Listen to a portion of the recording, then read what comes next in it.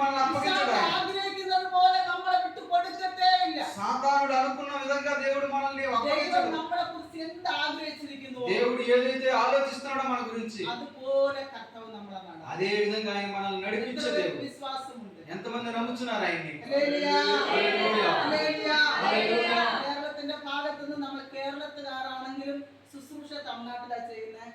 మేము కేరళకు సంబంధించిన వాళ్ళమైనా కానీ మేము పరిచర్య తమిళనాడు ప్రాంతంలో చేస్తున్నాము. അവിടെ നിന്ന് అక్కడ నుంచి ഈ സ്ഥലത്തിലേക്ക് കടന്നു വരുവാൻ ఇక్కడికి రావడానికి, കർത്താവ് കൃപ ചെയ്തു. ఈ మధ్యకి రావడానికి దేవుడు సహాయం చేశాడు. നിങ്ങളെല്ലാം കാണുവാൻ കർത്താവ് സഹായിച്ചു. మిమ్మల్ని అందరినీ చూడడం మాకు చాలా సంతోషం. ദൈവം దేవుడు సహాయం അനുവദിച്ചാൽ చేశాడు.